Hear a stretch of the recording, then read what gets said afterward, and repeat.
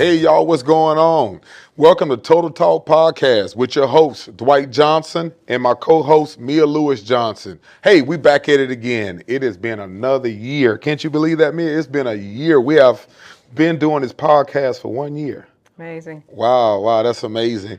What we want to talk with y'all about, a lot of times everybody see, the Wall of Fame. They see me and my wife as these entrepreneurs doing things in the community, training athletes. Got over 250 D1 college signees out of our program, and we just entrepreneurs, period. But a lot of people don't know our backstory, Mia. They don't know, how it all started, and we do have a unique story to tell. Don't you agree? Somewhat, yes, I do. You said somewhat. Somewhat. We have a unique, but I always say this, listen, everybody has a story to tell. People see, us now. Right. But, we've been together for over 25 years, almost 26 years in June when we met June 1st. Right. And I can remember that day just like it was yesterday. So I'm going to take y'all down memory lane a little bit. I was a rookie with the Philadelphia Eagles, and I was staying in the Embassy Suites, and I remember Hollis Thomas and Tyrone Williams, a couple of veteran defensive linemen, say, hey, guys, we're going to get y'all out the hotel. We was in mini camps and stuff. We're going to take y'all out on the town. So y'all get up, put some nice clothes on, man. So I threw my best, Clothes. I threw my best clothes on, what I had at the time, because I was still trying to make the team at the time. So I didn't really have much coming from Waco, Texas. So we went out that night and hung out, and all of a sudden, I'm sitting at the bar, and I see this light just shining on this beautiful young lady, this pretty young lady, and I was like, who is that? And I started to work my way around the club. It was actually, I'm dating ourselves. Yeah, don't do that. It was at a Biz Marquee Platinum FUBU party, wasn't it? Yes. Oh my God. Biz Marquee and FUBU all in the same thing. Yeah, I know. So I let All y'all right. know. So if it weren't for Biz Marquee, I don't think we would have met. But it was a Probably wouldn't. Platinum FUBU party, and I'm telling my side. Then Mia's going to tell her side, and I worked my way around to make myself a known to her, and to where I can cross her path, and I introduced myself. And what stood out to her the most, she said, I said my first and last name. I said, hey, I'm Dwight Johnson. How are you doing? And, I spit my little, as I say, my Waco game. I guess it worked. I ended up getting her after 25, 26 years. my goodness. We together, but we talked that whole night and really conversated and just had a good time and really found out that we had a lot in common. Yes. But, you can tell it from your side, too, Mia. Go right ahead. Well, I don't know if I'm going to make it as interesting as you. He is correct. I think this is a tip for the fellas. I think that sometimes you try too hard. Just being who you are and just first last name. Not my name is Ray something or whatever nicknames people have. I think that just being yourself goes a long way. And when you operate in your confidence and you're not trying to put on, then you attract exactly possibly what you need. Right. But yes, he did tell me his full name. And honestly, I had just came off of a 9-month fast. I'm not going to go into too many details about that or whatever, but I was just at the point where I was sure as a woman who I was and what I wanted, and honestly what I was probably not going to accept at that time. But I wasn't looking for anything. And this night I had a rule to not go out pretty much during the work week because I just didn't want to have any excuses for not going to work the next day. And so my friends after 9 months were like, no, we're going to go somewhere. And so I gave in and I went out and I met him, and the rest is history. Right, yeah. The rest is history, as you can see. 2 children later, and business says doing well for ourselves. But I just want to say this, and I want to break it down. When I saw her for the first time, I knew that she was going to be my wife. Now, a lot of people say, what? Yes, a man knows who's wife material. You hear me? Because a man is a visionary. A man sees that already. A man, he knows the difference from a friend he kick it with, from a girlfriend, and from a wife. Because a wife is somebody you don't find every day. So a wife is like how can I say it? It's like a diamond in the rough. It says in the Bible that whoever finds a wife finds a good thing and obtains favor with God. When you find a wife. So a wife is not always through girlfriends. It's a guy just know, because we are visionaries. We know if the woman we with right now, is she gonna be our wife or not. You know what I'm saying? We know that already. You know, and I think that that's the powerful thing about it, that a man knows. When he know, he know. And it's just, a wife is, in my definition, is someone that stands by your side through thick and thin. That someone's, how can I say it, that's with you, that they're your helpmate. You know what I mean? They got your back. They compliment you. They add value. You know, that's what a wife is. And a wife is not, it's hard to find. Let me say that, because you don't see it every day. Well, how would you say about that, man? What's your take on it? On a wife or You on a a wife? husband? Yeah, or on a husband. You can do the opposite. I mean, I'm gonna let him say the wife thing because I don't think I would know what it would take to look for a wife. Not even trying to be funny about it, but all I can do is speak from where I was, in that I know that I had done the work from a spiritual. Whether you agree on the physical part, I did. Physical, mental, and financially, I was ready. And I believe that having gone through that fast that I mentioned to you all about, and I know some people are going to say, oh, wow, it was 9 months. No, it really was 9 months. And like I said, I'm not going to get into the details of it. But I think that if you just even look at what 9 months is and how it signifies birth, right? A woman conceiving and then delivering. I went through what I would call like this rebirth period or pruning period of things dropping off. And so it just happens that it aligned with me meeting you. And I believe that when I met him, that was where God had already done the work on me. So where he says this light, and I'm not trying to make it seem like, I was just all that, but I think that I was all that, in that I had gone through all that God needed me to go through to be ready in that moment. And it just so happened that he sent my husband that night. Right. And, from there, I scheduled a call. I said, I'll call you at 4:00 or something like that. I remember that. You know what I mean? I called you at 4:00 the next day. We went out. Our first date was to Denny's. To Denny's. That was our first date. Remember that. Guys, it doesn't have to be Ruth Chris. Now listen, I'm not saying I don't like nice things. What I'm saying is, you don't have to be anything that you're not, because the moment you start pretending or put out something, so to speak, that's what the other person is attracted to. And that's going to be your floor, right? That's going to be your floor. So it is very important that you present yourself as who you are and not as the representative, because at some point the representative is going to have to continue being a representative.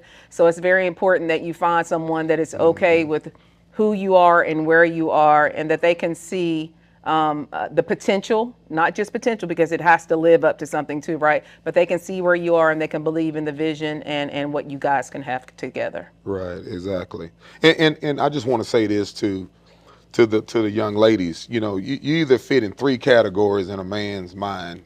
You either a friend that he like to kick it with every now and then, and y'all know what I mean. A girlfriend that he just comfortable with, just, in a comfort zone, and he want to put on a 5-year, 10-year program. You can always be a girlfriend, especially if it goes past 5 years. Or a few years, he ain't even thought about marrying you. You're a girlfriend or a wife. That's the 3 categories that men put you in. Put you in a friend he could kick it with, a girlfriend, or a wife. And there's not too many people that can fit in that that 3rd category of being a wife. You hear me? Right. And when I knew that you was the one for me, all hell broke loose. Sometimes, listen, the people that are closest to you, let me tell you something, can try, because they influence you the most. They can tell you, because they looking at you from out of love. You my son. You met this young lady while you was playing football. I don't know if she the right one for it. It's naturally to think that, right? Correct. It is. Absolutely. But when you know, you know. Right. You understand? Like I knew, and I told my brother Dwayne, I said, Dwayne, listen, I know, man, like this the back of my hand, I know that she's the one for me. And I stood by that. But, all the other girlfriends I had, as you hear me say, I said they were girlfriends, right? I wasn't even thinking about marrying them. I didn't catch hell with none of them. But when I met this one here, that's when all hell broke loose. I was like, man, why are people acting differently and funny around? Because, I was here, it was crazy.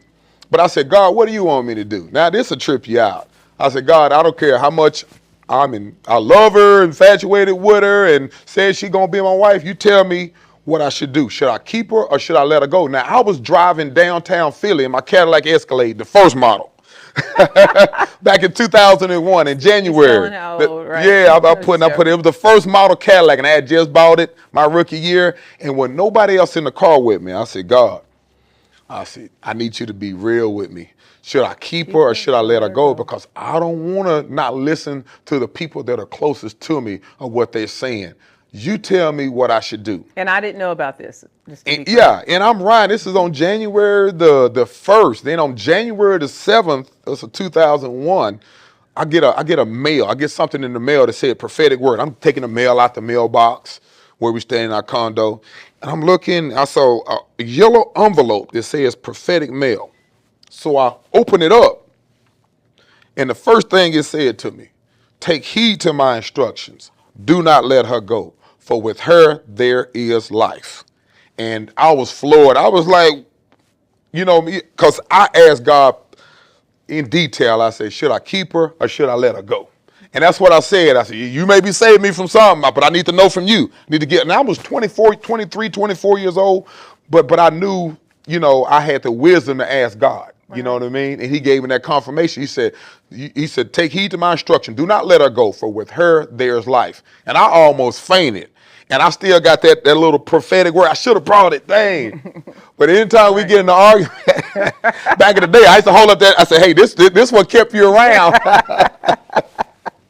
Oh man. But it was just so prophetic. And I held on to that word and I put it in a shoebox in my closet. Actually, And stuff like put it that. in the But Breitling watch box. I put it in the Breitling watch box. Oh, that's where it's at. It was in the Breitling watch box. Yeah. Remember, yeah.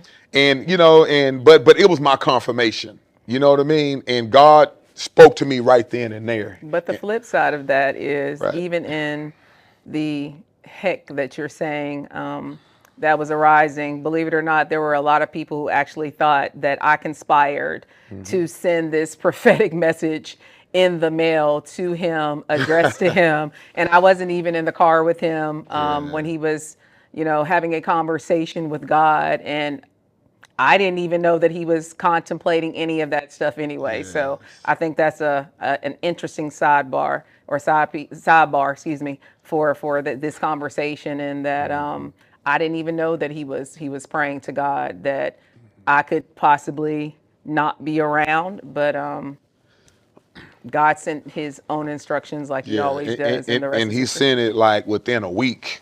He told me, and he was just the same question I asked him. He answered it that same way. Take heed to my instruction. Do not let her go, for with her there is life.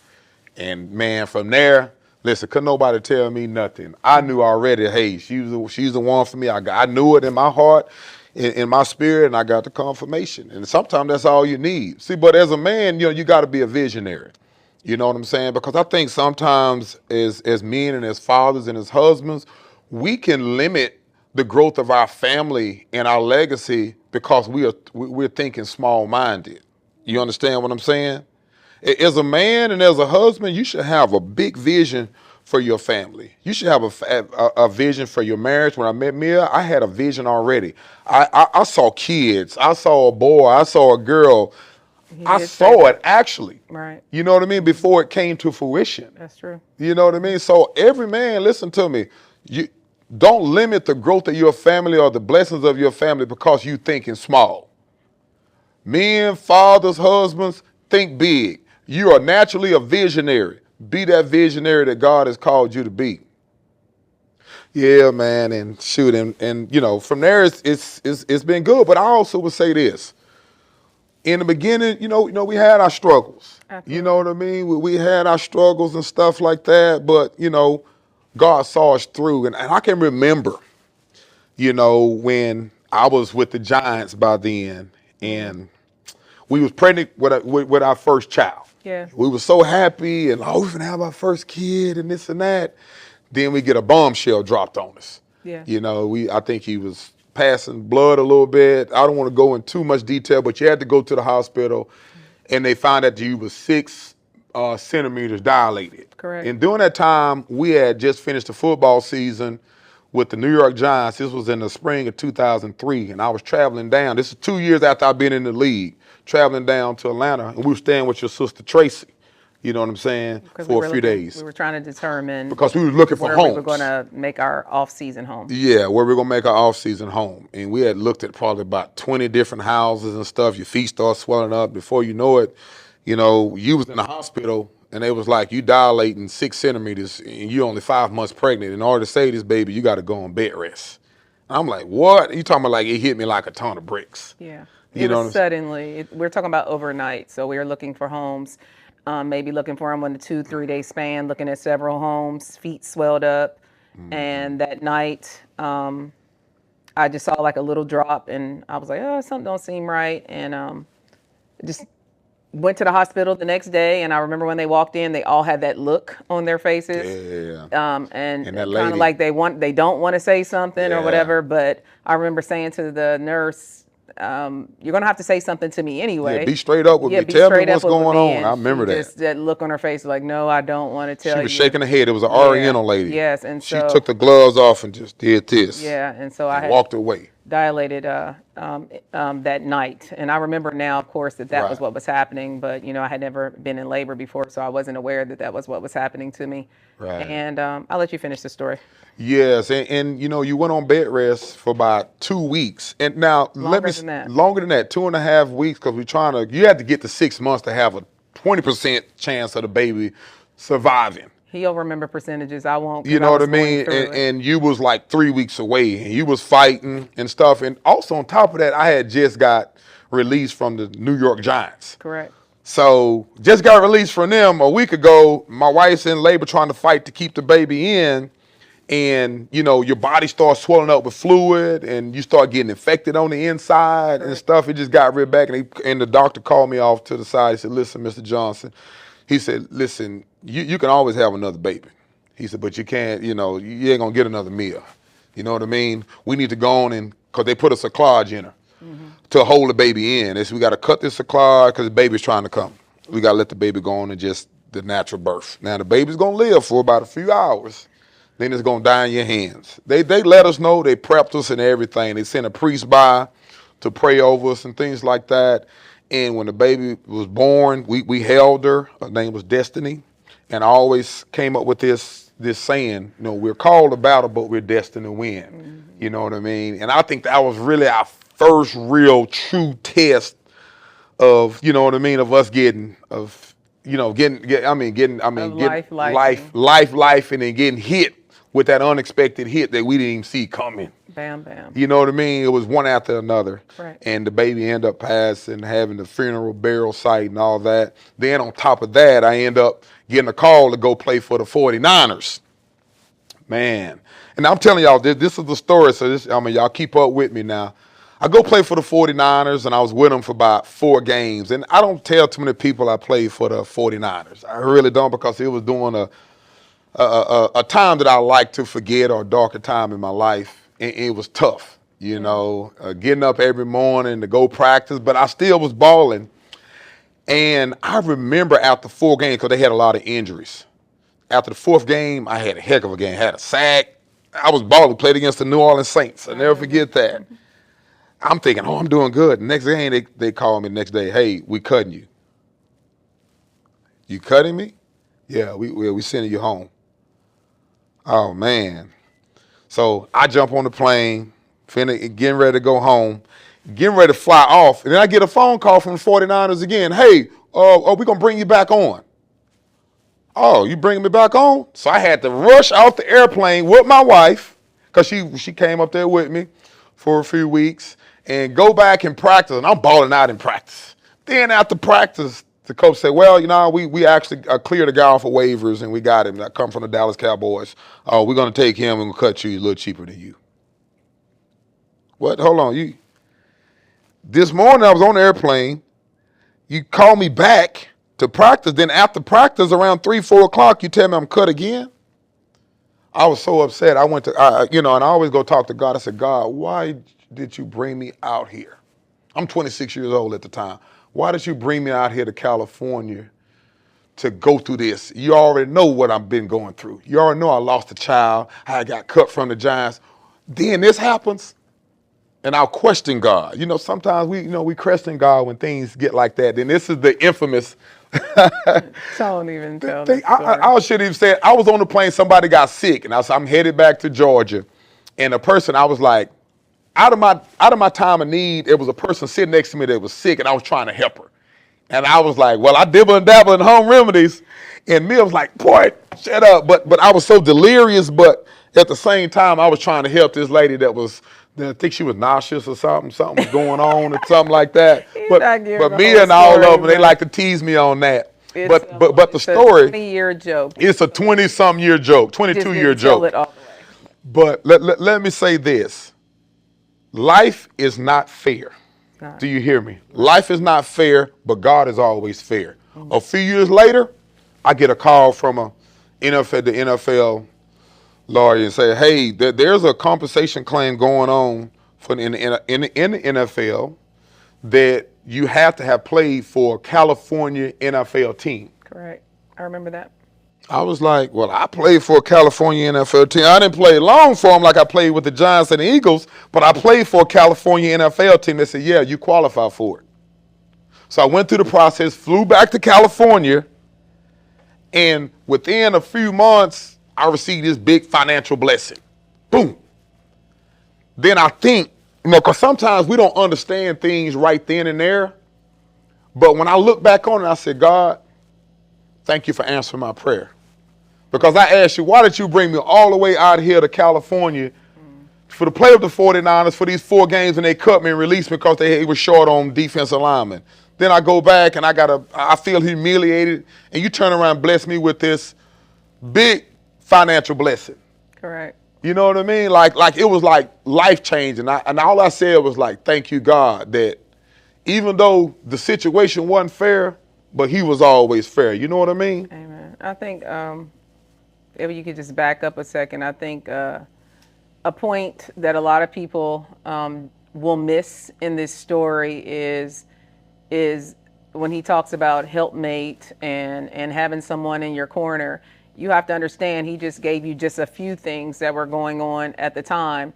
But one of the things that I think I got most frustrated about, and Dwight just hit on it a few moments ago, was I totally understand this whole dynamic of sports, entertainment, and girlfriend. It could be the other way around, right? Because women play sports as well too, and parents and different people maybe believing that people are not in it for the right reason. But he literally just told you about 3 or 4 or 5 things that honestly could have altered the trajectory had it not really been real, right? So, he's telling you about being cut from professional sports teams sometimes, right? And so too many times we see that narrative that there are not women who are there for your good, right? Mm-hmm. And I understand that you have to be discerning, and I also understand why his family, would be kind of looking side eye as well. But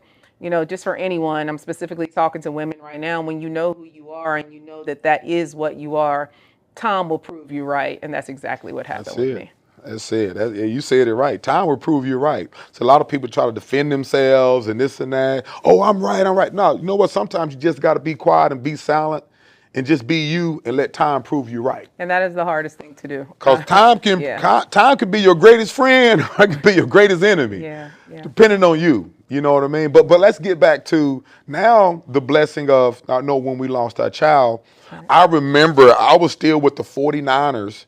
And we had just bought the house, and said a little girl runs in our backyard every evening when the sprinkler system comes on. So I'm still grieving big time. Yeah, and she'll run in the backyard and play in the water, and she'll take off. All right. Then she'll come back the next day with 2 of her sisters, and they playing in the water and stuff, jumping in. The girl was like 3 years old. And you told me they come every day in the evening around about 6 o'clock, they playing in the backyard. And little did we know, that was a sign that God was letting us know that He's preparing us to have a family. Yeah. Then when I got back from the 49ers, I didn't want to talk to anybody or anything. And I hear the door knocking. Boom, boom, boom, boom, boom. I said, no, I don't want to answer it. I hear the door knocking. Boom, boom, boom, boom. Because they was playing in the backyard. Now this little girl that's 3 years old, she got 2 brothers. She got 2 sisters. Then she got cousins down the street. Yeah. And they came and they said, I guess it wasn't good enough to just play in the sprinkler system Yeah. anymore. They found out I was at home and they wanted to meet me because they knew I was a former football player. Sure. And I said, man, I'm going to go on and just swallow and just open this door, man, and get out because we was in a dark place, you know. And I opened the door and I was just answering my call. You know what I'm saying? Right. The call of not just having children of my own, but training athletes. Right. Because when we opened that door, those children walked into our lives during a time when we really needed them. Yeah. And it was training ground for us Right. to become parents. You know, because you did the girls' hair, you took them shopping, you took them to the grocery store, you showed them how to cook. I had the 2 boys with me playing football in the backyard. They had all their friends. I'm teaching them how to run, doing speed and agility. Right. And all the people used to say, hey, we're going to the White House. That's what they would say, yeah. Meaning the White's house, they call it the White House. Right. The White House. Yeah. You know what I mean? I believe that was, I didn't mean to cut you off. I believe that was training ground right then and there. Training ground, so to speak, in that we didn't know that we were going to have a facility, right? And so remember I talked to you just a few moments ago about who you really are versus your representative, right? And what I know now is that when I look at the facility and I look at all the names on the wall and names that you don't see on the wall and helping stories that you're never going to know about because it was helping someone and you just leave it alone or whatever. I know now that the reason why we've been blessed in this field is because we were able to handle kids correctly the same way that I handle my 2 kids now before I even had kids. And I just want to say to people, when you're working with kids, you can't be a representative. At some point, they're going to figure out, if you are who you say you are. And I know now that we were who we said we were well before the promise honestly ever manifested. Yes. Because those children needed us just as much as we needed them. Absolutely. Their parents worked, sun up to sundown. They did. At 6 o'clock in the morning, mom and dad out the house, and we was just at the right place at the right time to be a parent to them while their parents were going off to work and stuff. Right. And and I just remember that, and it took about within 7 months, because this was in the fall of 2003. By January 2004, we found out that we was pregnant with old DJ. The DJ was on the way, And let me say something there. When to piggyback off of what Dwight said, in that we needed them just like they needed us. At this point, because remember the first child passed, I'm a high risk now. Period. And what I want people to know is, when I tell you that those kids took care of me the way that I took care of them, it was kind of like role reversal. Whenever I needed anything and, I wasn't supposed to be standing up long or moving around, they were always there. Can I rub your feet? Can I get you this? And then at the same time, their parents actually returned the favor as much as they could too if I wasn't able to cook that day or something like that. So I am so grateful, and I'm going to do my best to say their names right now, to honor them, and just to tell you thank you. I don't even know if you're going to see this, but you might have to help me because they're name masters. But Kaina, Christelle, Yaya, Jenny, Rico, Jerry, Santia, Marjorie, Sanleen. Thank you. See, he does better than Sanleen. Yes. And I know I'm leaving somebody, Ludi. I know I'm leaving someone off. Miriam. What's her daughter name? Y'all, I'm doing this on purpose. Miriam, Melissa, Emily, Jamie, all them. That Mary, whole group. Mr. Mary and her whole crew, and one more, the Ham family.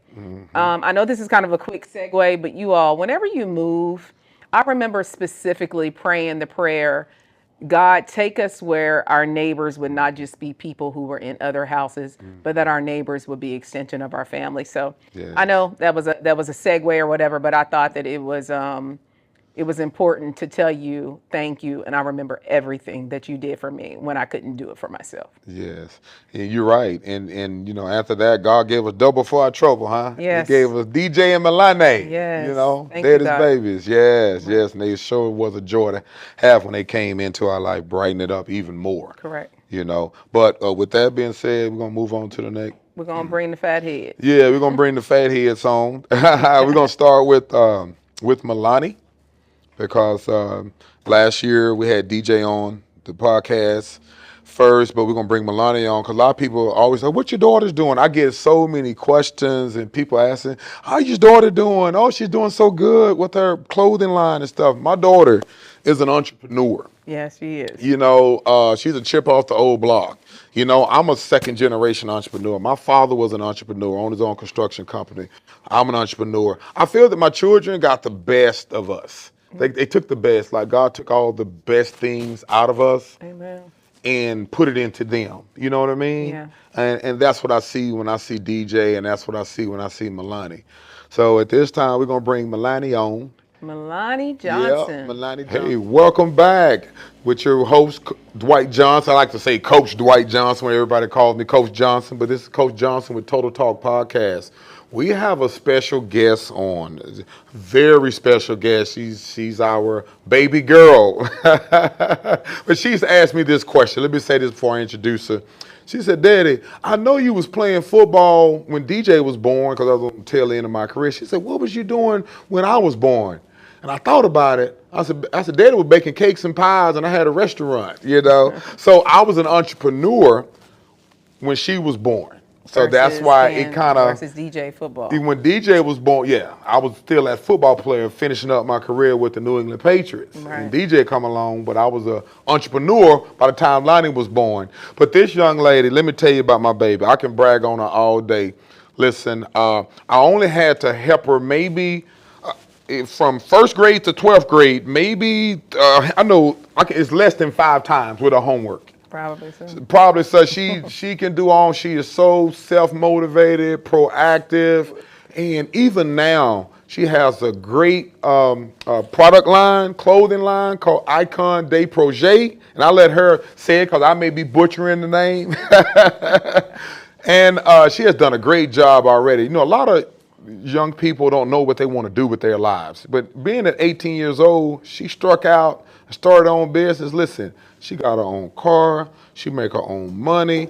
She don't ask mom and daddy for anything. Not really. It said mama may have and papa may have, but God bless the child that's got her own. And even though we have stuff for her, but I'm gonna be honest with you, she is so independent and she's so super sharp. She knows how to deal with people. She is wise beyond her years in life and in business. Sometimes I gotta listen to her like, "Oh, Lonnie, thank you for letting me know about that." And I give her credit.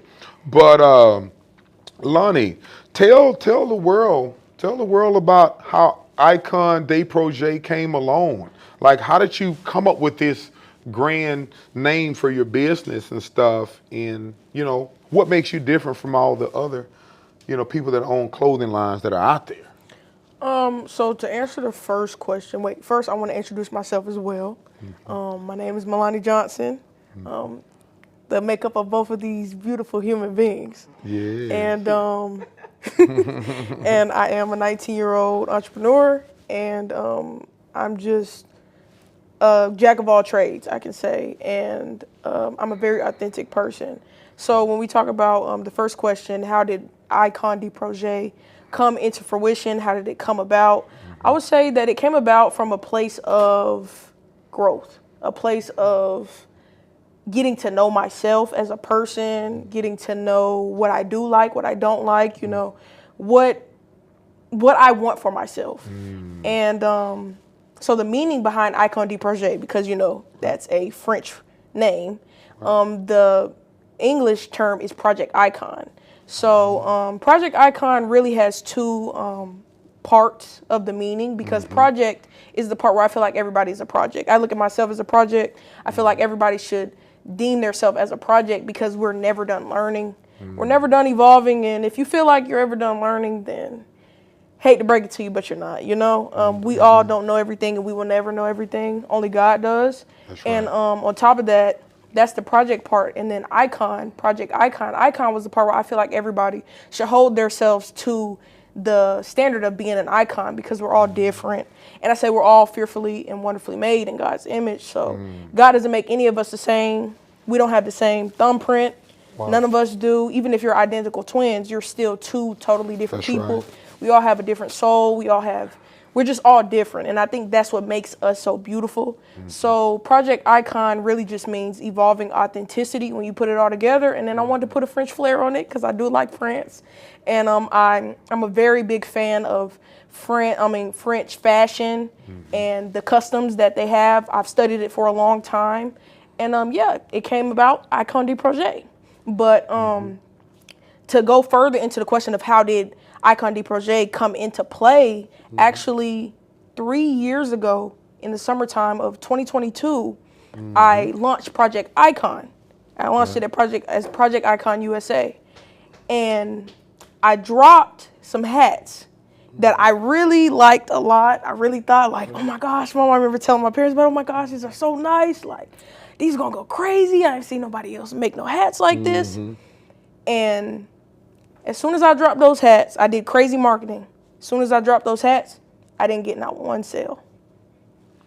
And so when I go back to saying that Project Icon de Projet came from growth and pain, but growth was that I had to go back to the drawing board. I had to go back to the drawing board of maturing in my craft and maturing as a person to come back 3 years later and say, hey, I'm going to try this again.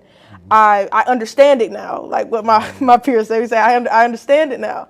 And come into my own and build back the confidence to be an entrepreneur again in front of my peers, in front of, not saying that the traditional route isn't a good way, but a non-traditional route, being an 18-year-old, going out on her own, That's right. embarking on a business journey, you know, it's not easy. It's not easy. And so coming from that space, I had to learn a lot in that in-between time of me saying, hey, this hurt. I didn't want this to happen, but I had all these years to learn and then come back to the drawing board after I graduated high school in May and start my brand back up again last year in 2025. But yeah, so that's where it came from. And then you said what separates me. Yeah, there you go. I would say good what listener. separates me It's tough. as an entrepreneur, but also as a person, is that I'm very authentic. Like, and you know, I don't want it to sound cliche or blah, blah, blah, because everybody can be authentic, because everybody is a different person. Right. But truly, I feel that the ugly parts of life make us beautiful.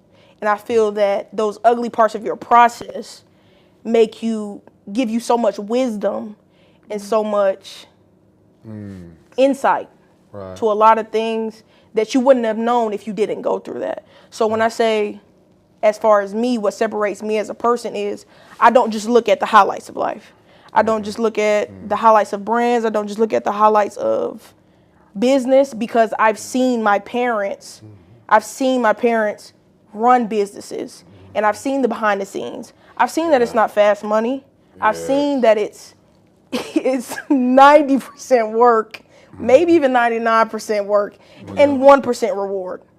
It's reward, and the reward is nice, but a lot of times when people go into business, especially when we talk about clothing brands, and saying that this is what separates me, is that a lot of kids my age go into clothing brands and entrepreneurship looking for a quick money fix and for Right. fast money, and it's not that at all. Yeah.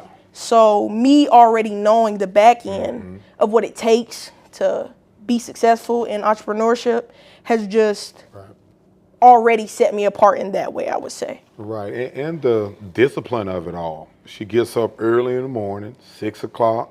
She gonna make her coffee, tea, have a water. She going straight to the gym to work out. Yep. You know what I mean? She has a system.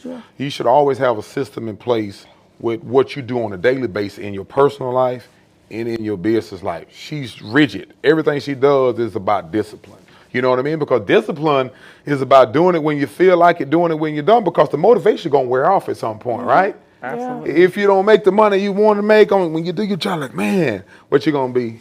I don't feel like doing it now because I didn't make as much money or I didn't get up that many sales. Nah, you got to be diligent at it. It says in the Bible that a diligent hand will always rule and bring wealth and riches. And that's what I taught my daughter. And I always say this to parents. Don't use one. This is what I see with parents. They always pit kids against each other in a way that, well, he's doing this and you're not doing that. Listen, they have different paths.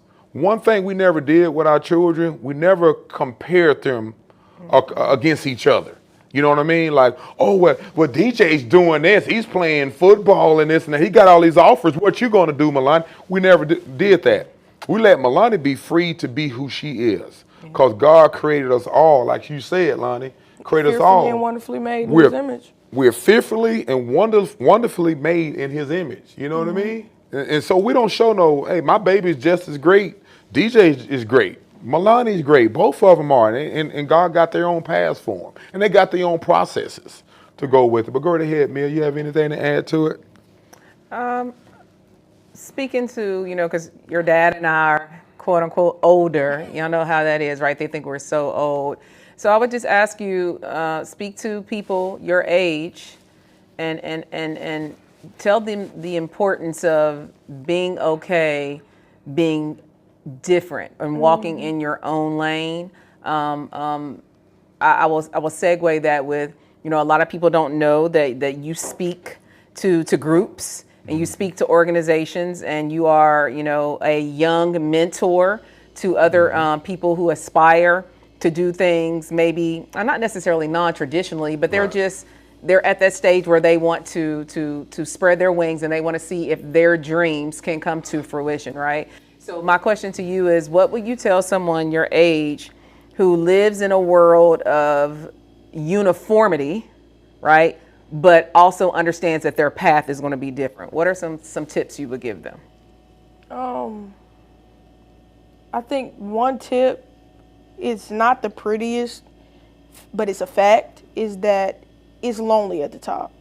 When you think of the greatest people, you don't see them around a lot of people. You don't see them doing what everybody does. That's right. And when God is calling you to be different in a world of uniformity or whatever you want to call it, and you have, my friends are doing this, I'm going to just speak from my experiences. My friends are doing this, my friends are doing that, and it's not resonating with me, and I know that God is calling me to be something different, and the visions that He showed me for myself, it's uncomfortable. It's very uncomfortable, and you have to be okay with being uncomfortable, because that's the only way you can grow. So when we talk about growing apart, the phrase, when you grow apart from your friends, a good example, that's really another segue into that question, because how can I say it? Just speaking on the part of the phrase of growing apart, because, as you get older and being in vicinity with your friends, and we're all going on the same path, kindergarten, first grade, kindergarten, elementary, middle school, high school. We're all going on the same path, this curated path, and then at some point we all have a calling. We all have a calling, and sometimes the people, when we talk about the greatest people, like I said, that are a lot of time alone and aren't doing what everybody is doing, is because they've been set apart, or talking to you seriously, you've been set apart, and God is telling you, you can't do what everybody is doing, because I have something else for you, and you may need to take that time to focus on your craft, grow spiritually, mentally, physically. And that's what I would say when you talk about living in a world of uniformity, but also knowing that nonconformity is the part that you need to keep your eyes on. Well, that's awesome. That's awesome, Milani. And, you're going to keep doing great things. God has so much in store for you. It's only the beginning. And I just look to see you in the magazines and this big fashion mogul. Yes, yes. Fashion mogul. I'll give a parent's tip. Right. I think sometimes as parents, sometimes the hardest things to do, one of the hardest things to do is in a world of where Milani, you expertly said it, the path is kind of curated, right? Elementary school, middle school, high school, college, right? So we're dealing with a child here who plus 4.0 student, right? Checks every box literally to go that conventional route, right? Who has grown in a household where do your homework, do you this, do you that. Like, she lines up every box to where applications, when you fill them in, you already know there's going to be acceptance letters, right? And as parents, we have this vision of where they're going to go, right? Give them permission, okay? This is a moment in time, okay? They may stay here, they may not stay here, but you don't want to be the dream killer, right? Right. Because maybe something didn't work out for you, or maybe you had these visions of this career or whatever for your children. Give them permission to walk in what God has told them that He has for them. They can always try something else later, but this is her plan A. And I'm just saying, as a parent of a child who has a brain out of this world, that was very difficult for me. But you know what else was difficult, or would have been difficult, is seeing her miserable, right? Is seeing her trying to fit into a square when she was a circle, or a circle when she was a square, and just being miserable because she felt like she had to live a life that we wanted her to live, not the life that God had designed for her. Right. So that would be my tip. One more thing I would like to add to that, when you talk about me speaking to my peers on a tip for that, is also, people are going to talk anyway. Like, if you're fat, they're going to talk. If you're skinny, they're going to talk. If you're ugly, they're going to talk. If you're pretty, they're going to talk. If you're rich, they're going to talk. If you're poor, they're going to talk. That's right. And when you're authentically yourself, it bothers a lot of people. And that shouldn't stop you from being you, because a lot of people project what they couldn't do or they wouldn't let themselves do onto you, seeing your authenticity and your beautiful light shine.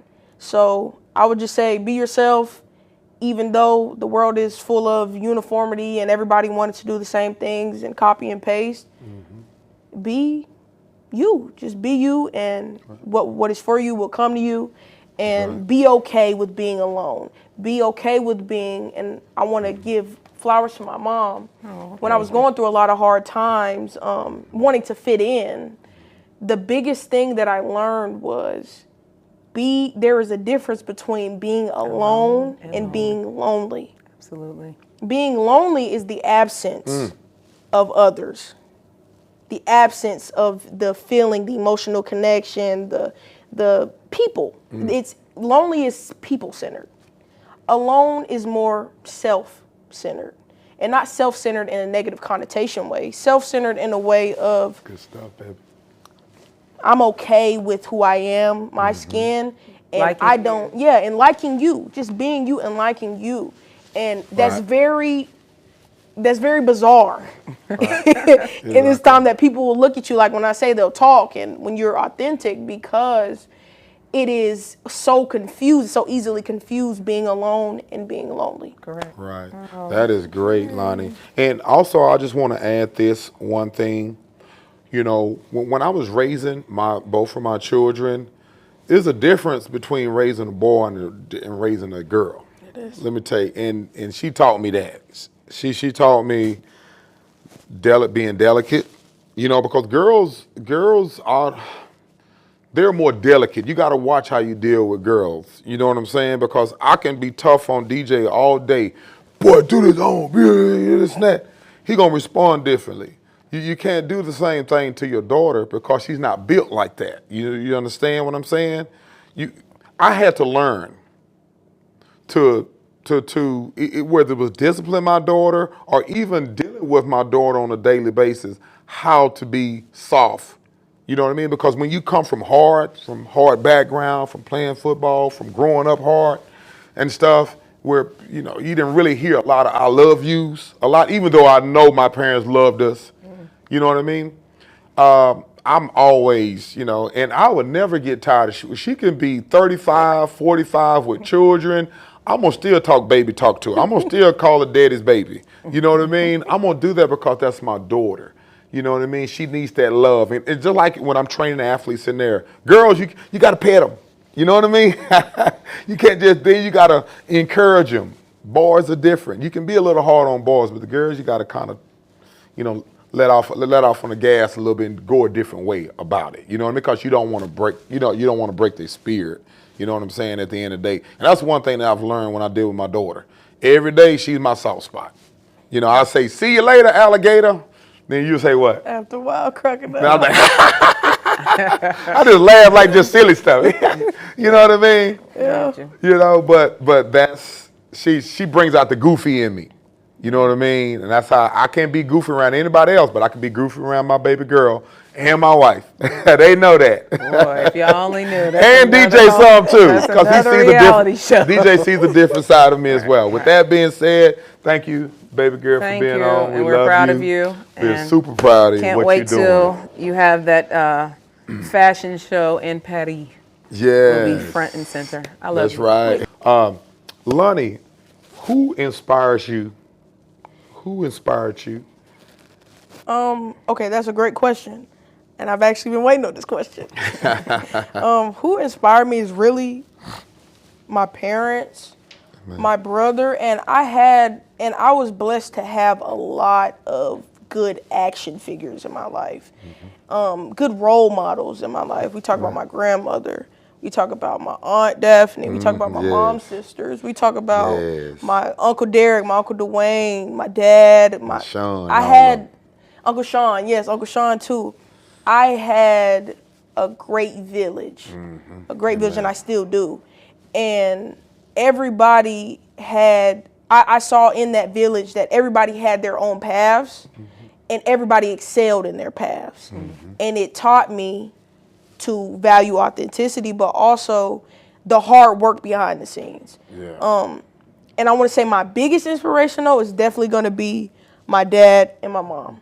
Well, thank you, Because baby. I know what it takes to get here. I know what it takes. And to the outside looking in, the glitz and glam, the blah, blah, blah, the highlight reels that everybody else sees, The highlight reel. it's so much that goes into that on a daily basis. Like, Right. I'm going to just tell y'all straight up, I don't know anybody that works harder than my dad. I don't know nobody that works harder than my brother. Thank you. I don't know nobody that works harder than my mom. Amen. My dad gets up, wakes up early in the morning, gets time to take my dog out. Yes. Shout out Boogie. But gets time to take my dog out all Yes. around the neighborhood. That's right. Then goes to the gym for the morning half. Comes home for maybe 1 hour to eat, talk to us. He finds a way to niche in family time, and then goes back for a second time in the day, every single day. Wow. To make it happen for us. And I see that, Dad, and I appreciate that. Thank you, baby. And that has made me go as hard as I have in my entrepreneurship, because I've seen you that's all I've seen. Yeah. Then Thank you, baby. my mom, she's been an entrepreneur on top of that. I remember from as soon as I can remember my mom making apparel and stuff, and people don't know that I got it from her. Yeah. She used to always make designs and rhinestone designs and tutus and dresses and all that. Right. And I used to be wearing it, all of it. My mom, hard worker. College. D1 athletes.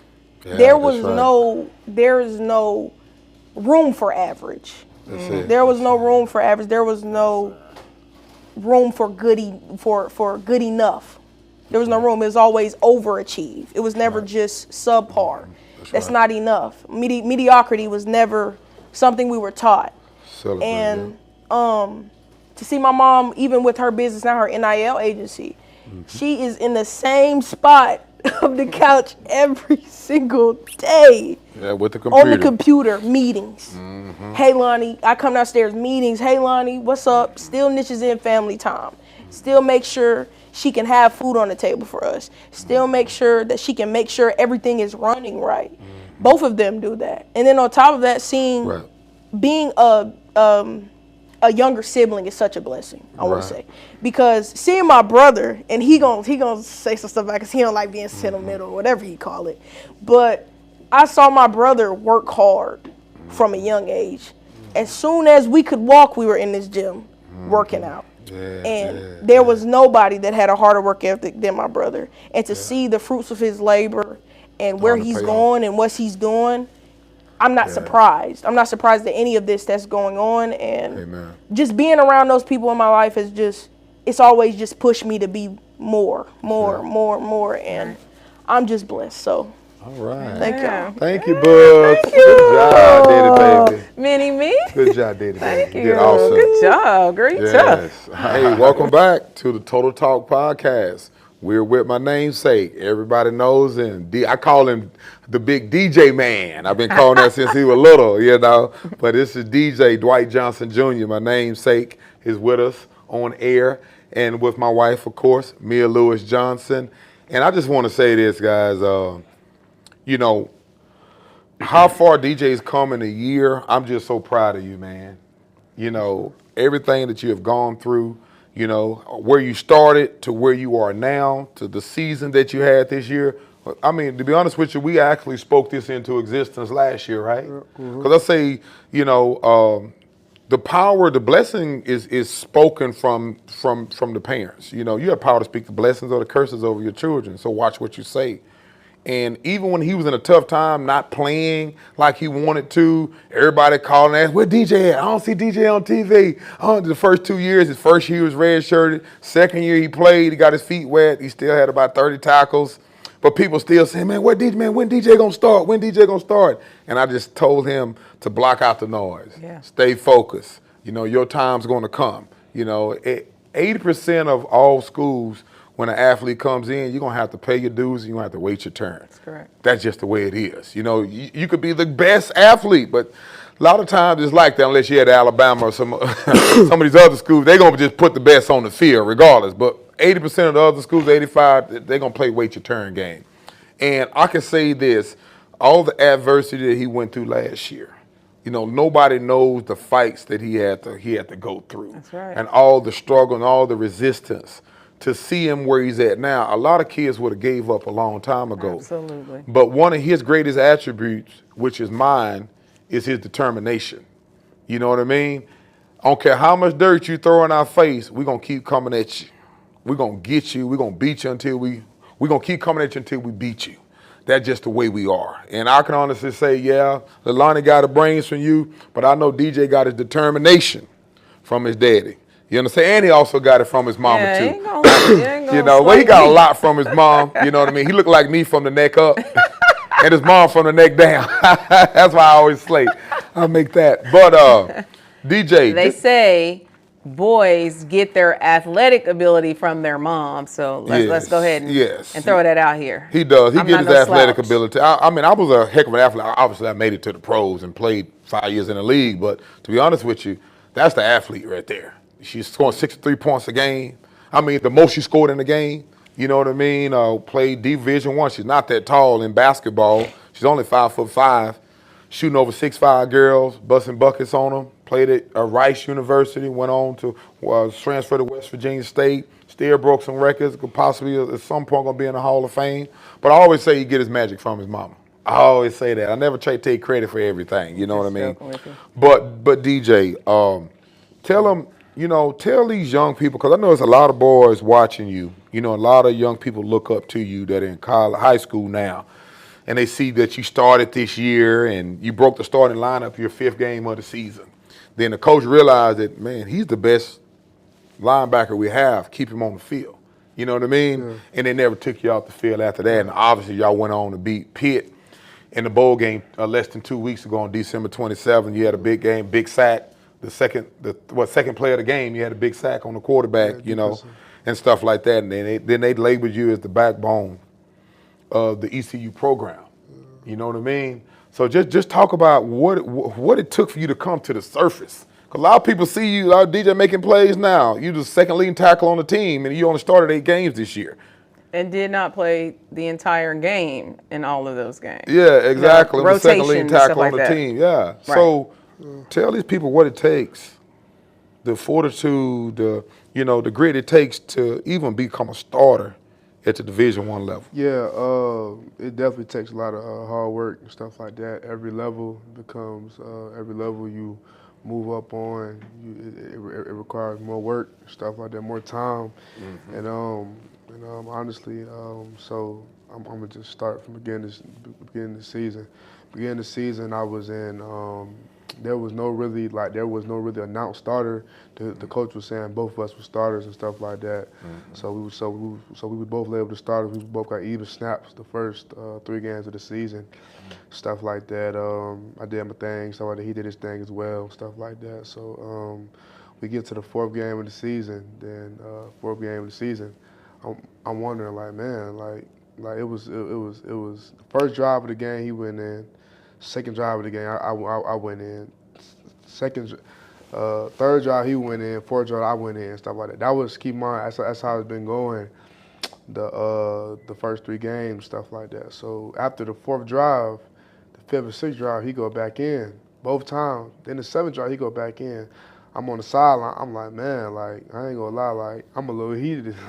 I'm a little I'm a little curious. I'm like, man, like I'm like, why am I not like in the game? I'm supposed to go in every other drive and stuff like that, right? So then, I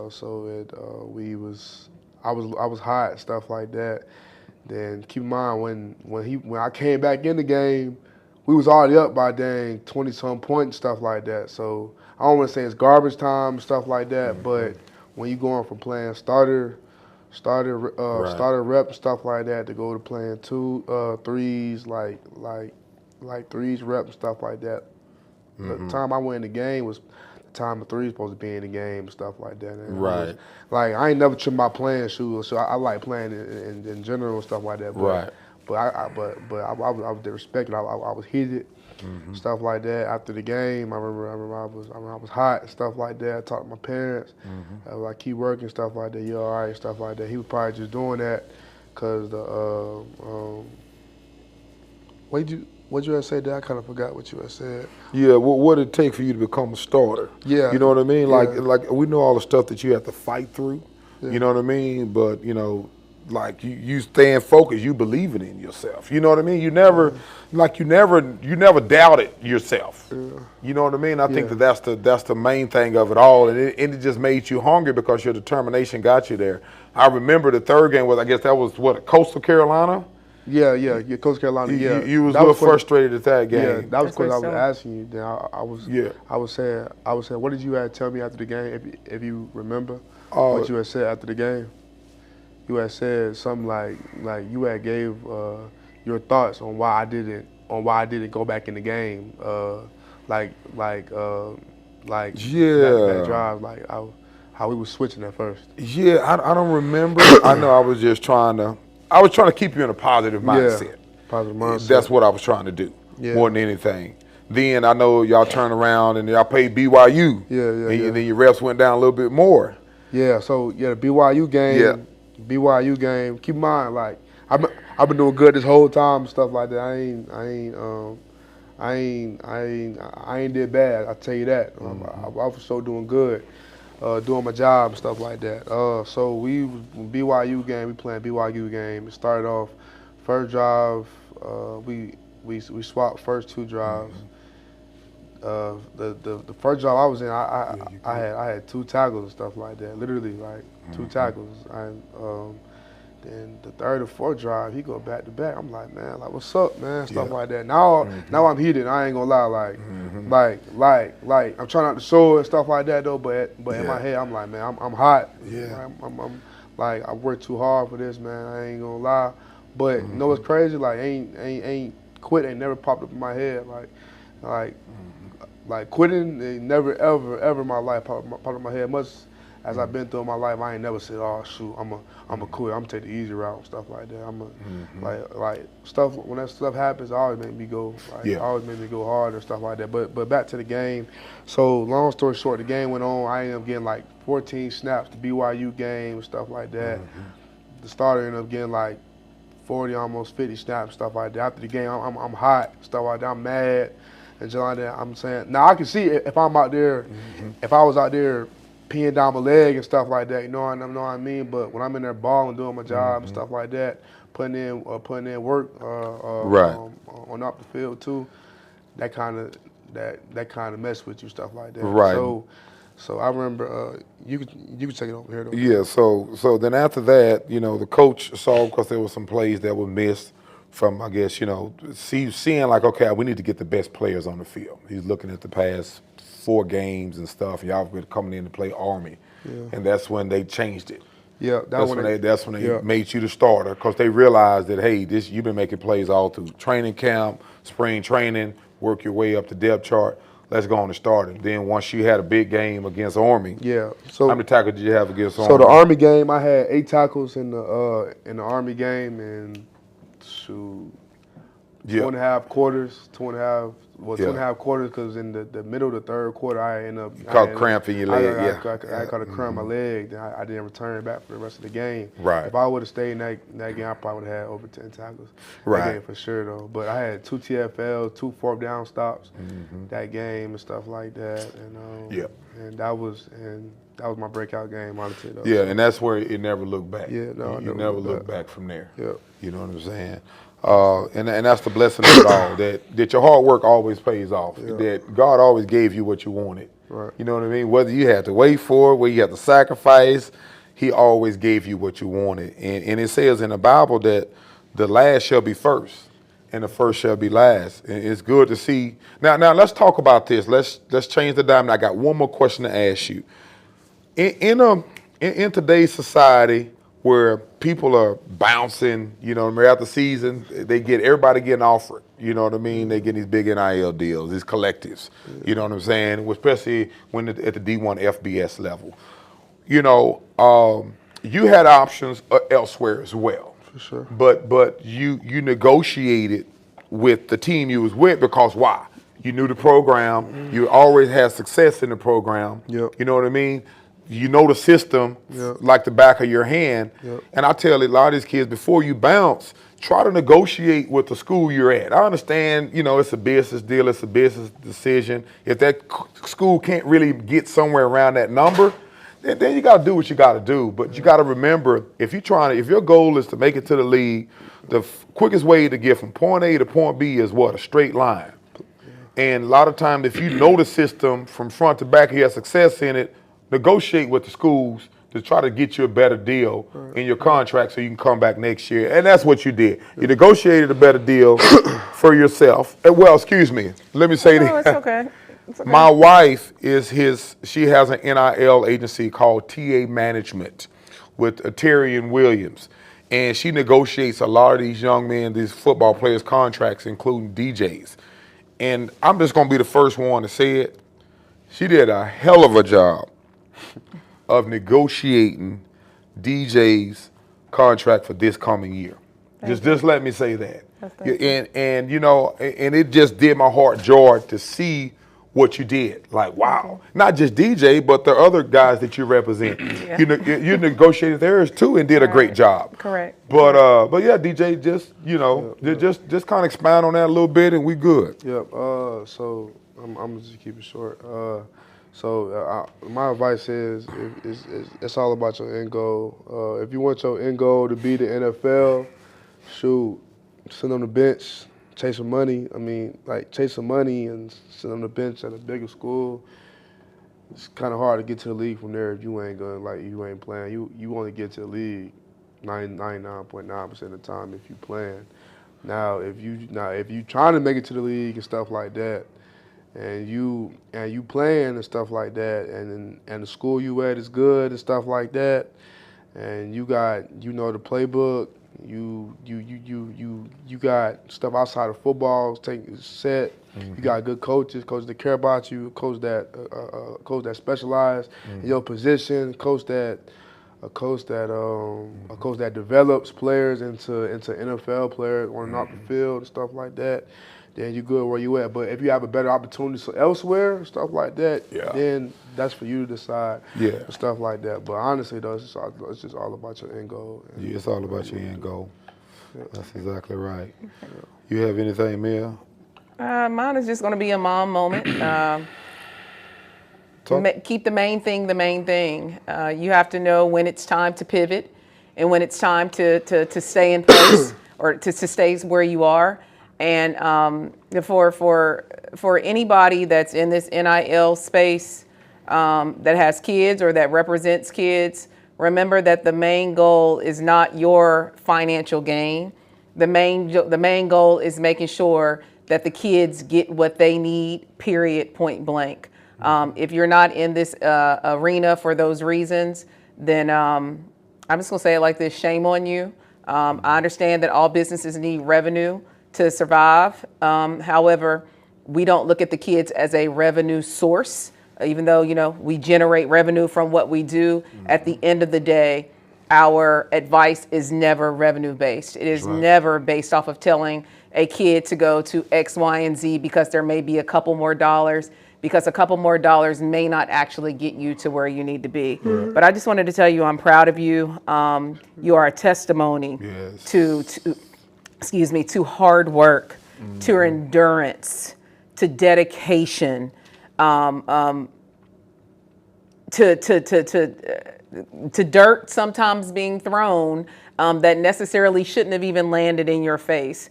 And people probably won't believe me, but even your sister said this. You've been doing this since maybe 1-2 years old or whatever, and I've never heard you complain about what the process is, and I know that you're going to be well. I know that you're going to work. It's going to work out just fine, because I just look at a year ago. If anyone's watching our podcast and you go back to just a year ago, you'll see that the conversation was different a year ago than it is now. But that space in between then and now was a lot of work, and now he's starting to see his success. So I'm very, very proud of you. Right. Yeah. And DJ. All earned. All earned. Nothing given. All what I earned. mean? Everything's earned. Yeah. Nothing given. So we're going to keep chopping wood on our end. We're going to take it 1 year at a time. We're going to keep chopping wood. Absolutely. And we're going to let everything else take care of itself. You know what I'm saying? With that being said, I just want to thank everyone for tuning in to Total Talk Podcast with your host, Dwight Johnson, and my co-host, Mia Lewis Johnson, and also my son, Dwight Johnson Jr., known as DJ Johnson Jr., is what TV call him, and my baby girl, Milani Johnson. All right, thank y'all for listening in, and y'all be blessed. And remember, Happy New Year. Happy New Year.